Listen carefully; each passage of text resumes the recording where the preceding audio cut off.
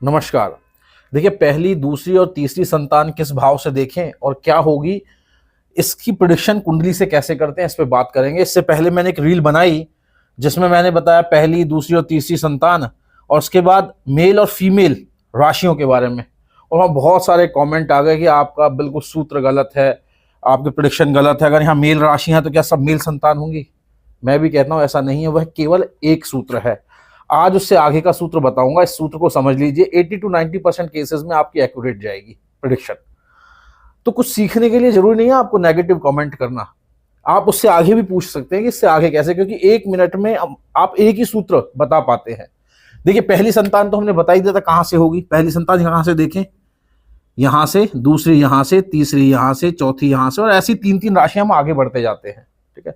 अब देशकाल परिस्थिति में कितनी होंगी इसको मत पूछिए, क्योंकि पहले 5 से कम किसी की नहीं होती थी, आज देशकाल परिस्थिति में 2 से ज्यादा किसी की नहीं होती। ठीक है। देशकाल परिस्थितियां जरूर सर्वमान्य है और को मानना भी पड़ेगा।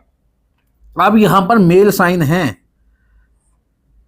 तो यह सारे मेल डोमिनेंट साइंस हैं। तो जब ये मेल डोमिनेंट साइंस हैं तो इसका मतलब यह है कि यह आपकी पुत्र संतान को दिखाता है। ठीक है। क्योंकि यह विषय इसलिए भी प्रचलित है, बहुत सारे लोगों को यह प्रेडिक्शन करना या किसी को ज्योतिष सिखा रहे हैं तो पता होना चाहिए।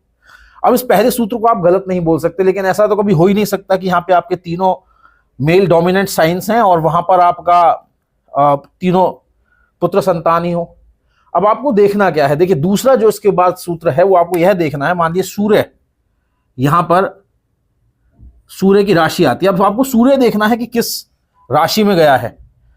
अगर वह पुरुष प्रधान राशि है तो फिर मान लीजिए सूर्य इधर आ जाता है तो यह भी पुरुष प्रधान हो गया। अब आपको इसके इस 2 लेवल पर भी चेक करने के बाद कई बार सूत्र गलत बैठता है। अब तीसरा क्या देखना है आपको तीसरा D9 में जाके देखना है, मतलब नवमांश में। वहां भी सूर्य अगर 1, 3, 5, 7, 9, 11 इन राशियों में कहीं स्थापित हो जाएं या चले जाएं तो यह भी सब मेल राशियां हैं।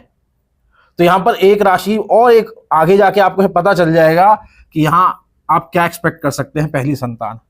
अब यहां के बाद एक बार बस D7 पर और चले जाइए, और ज्यादा श्योर होना है आपको।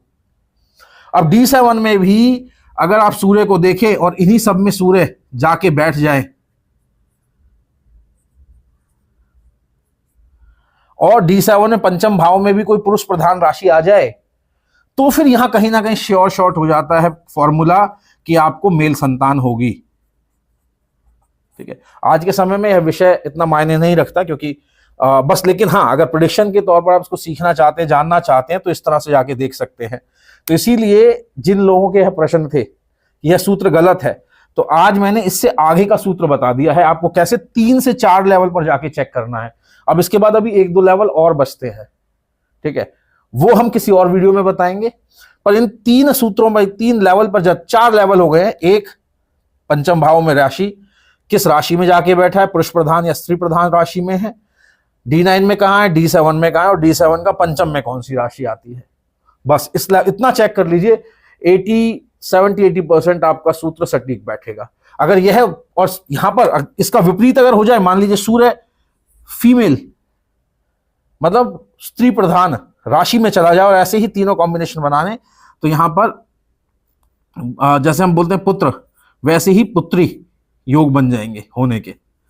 तो इस तरह से हम प्रेडिक्शन पंचम, सप्तम और नवम से करते हैं। आप भी बताइएगा, आप इस सूत्र को लगा के देखिए और बताइएगा यह सूत्र कितना सटीक बैठता है। नमस्कार।